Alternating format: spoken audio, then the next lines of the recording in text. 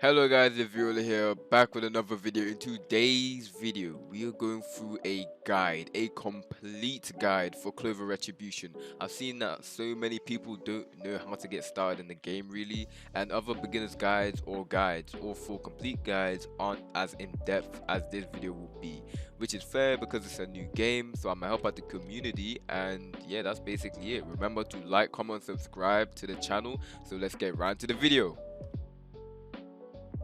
Okay guys, for our first part of this video, and it will have multiple parts, but it is going to go through everything, which is basics. So first off, we're going to go through combat. So you have R to equip weapon. If you don't have a weapon, don't really worry about that. Q to dash, F to block, and block, you can perfect block if you block perfectly on time when an enemy is about to hit you, but I wouldn't try it. Like lag, latency, most of the time you're just not going to get it. You have G to summon your Grimoire. It's going to come beside you. You can actually see the mastery on it if you look close enough. And you have B to summon Broom. You'll get the Broom after you do the first quest to kill the Alpha Wolf. I can't remember what level it is. Pretty sure you can get at any level. But yeah, that's when you'll get the Broom. I'm pretty sure they are going to put a level requirement on it though, so you guys need to get that quickly. So that's basically the basics when it comes to how to combat. Your next one you're going to want to look at is if you press M, pressing your person, you're going to look at your stats. So now you have dexterity. As you can see, it increases slashing and piercing damage, bows, daggers, short swords, all of that type of stuff. Strength, it has bludgeoning damage, hammers, punches. They're going to add gauntlets to the game, which I'm going to make a video on, so stay tuned for that one. Intelligence increases the magical damage from spells, and it helps you learn them faster. So if you were about to get your spell for level 15 and had a very high intelligence, you may get it at level 10 or level 12. If you have constitution, your health and your mana will go up, and you'll be more resilient to conditions like status effects, which I'm going to go on to next. So yeah, next, just talking about it, we have status effects. So there are many different types of status effects in this game. There are like fire, like as in you're burnt. You have slowness from slime. You have ice. You have like many different ones, and depending on what you are, depending on how you play the game, what type of weapons and equipment you have, you can avoid some of them, but you can also be very much damaged by them. One of the most lethal in the game right now is burn, which I promise you the burn lasts way too long. Please devs, nerf burn and nerf wind. One of the wind attacks are crazy, but that's off topic. So yeah, that's basically all your basics. That's your main basics. Oh wait, almost forgot. Quests. I'm pretty sure it does it in the tutorial, it shows you the quest, but just a quick reminder, blue quests are repeatables, yellow quests kind of follow the main story. What's it called? This isn't even a quest, it's a boss fight, it's a field boss. This is the blacksmith, obviously. You have the green quests, which are your daily quests. They give you spins, you can do them every day for spins. That's basically the main way to get spins without spending Robux, which is nice that the game isn't pay to win. And yeah, you have codes. That's also another way to get spins. So that's all your basics. I'm gonna go into our next factor, or I say factor, our next section, which is grimoires and magic. Okay guys, coming on to grimoires and magic, the first type of thing I have to talk about is the magic, the arcane spells. And these are going to just be a basic blue spell that the game gives you. I'm pretty sure there's a few of them in the game right now. They'll just be a nice spell like that. They do damage, they don't do that much, but they're like your beginner spells. Some of them are very useful, like well, people don't call it one, but mana jump is a type of arcane spell, and you also have other ones in the game that really help a lot. You get those from doing starter quests, as in when you complete some of the wolf quests, you'll get mana blast, mana burst, different types of quests. As you progress in the game, you'll get more arcane spells, and those will be like a basic besides your grimoire, so you're not stuck with no moves to use. Going on from arcane spells, you have the mastery. Now this is kind of complicated, but I'm pretty sure you guys should be able to understand it. So this is basically how your spells work.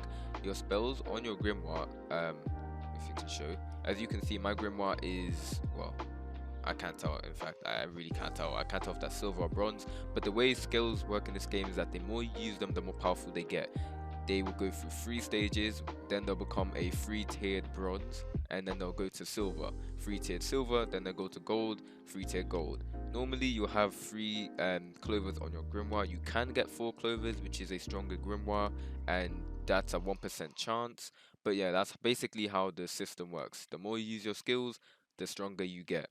You also have different types of magics. You have common, rare, epic, legendary, and mythical right now. I can't lie.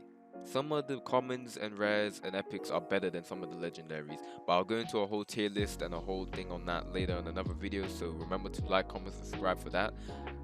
But yeah, that's basically it for magic and grimoires. There's not much more you can really say about it. There are different types of magics, different type of effects that they give. For example, slime slows you down, lightning paralyzes you, some stuff like void, and void has a lot of area of effect moves. Blood, I've never seen it yet, but world tree is apparently overpowered damage, but I don't think it has any status effects. But yeah, if I am wrong, let me know in the comment section below. So yeah, let's move on to our next section, which is races and traits. Okay guys, for races and traits, you have the human, you have the dwarf, you have the beast, the orc, the goblin, the hybrid elf, the stonekin, the Limfari, the high orc, the dark elf, the high elf, the Mahari, and the Rioman. Now these are just loads of names, they don't really mean anything unless I explain. So different types of races will give you different types of powers, and when I mean powers, I should really say stats. So for example, I'm a stonekin, which means I get loads of health, constitution, and loads of strength, but I don't get as much dexterity, and my intelligence is below the ground. But with that means I can be tanky build, I can be strength build. So I will go into types of builds and the best of them in another video, so remember to like, comment, subscribe for that.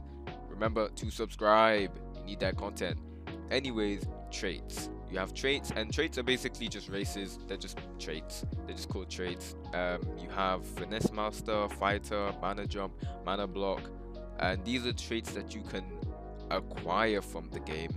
But you also have different types of traits which are like innate traits. These will be stuff like, if we click on here, you have stuff like heavenly restricted, you'll have stuff like finesse master, that's one of them. And through these traits like scholar, through these traits like noble, like loved by mana, adaptive resistance, high speed regeneration, you can have a even better build in whatever build you're actually trying to look for.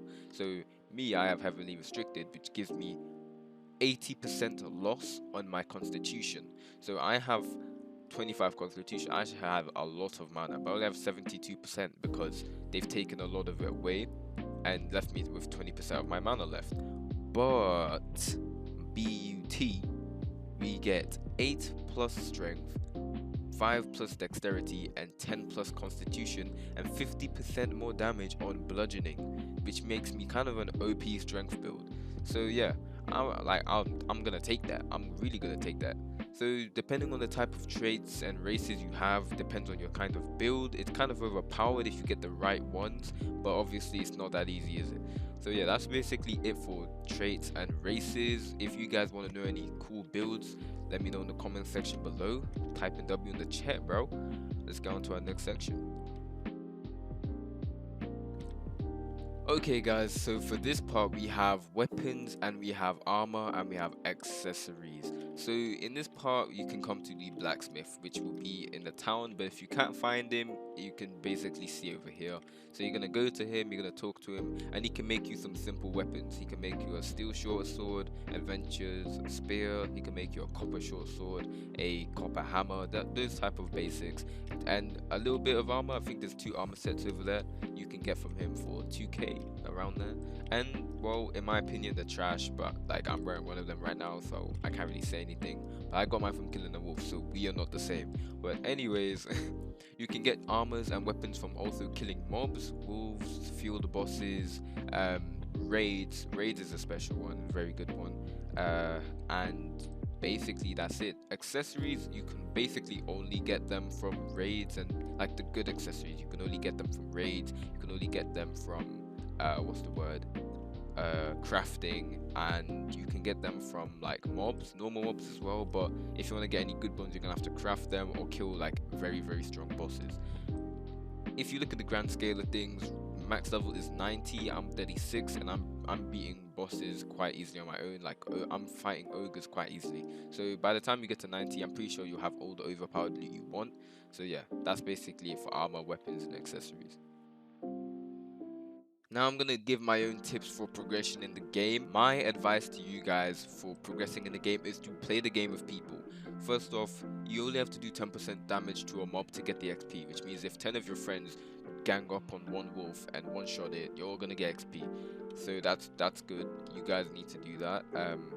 And it just helps. It just makes everything so faster for both of you. You'll both get strong at the same rate, at a faster rate, and you'll be able to take on mobs like the ogre easier with more people.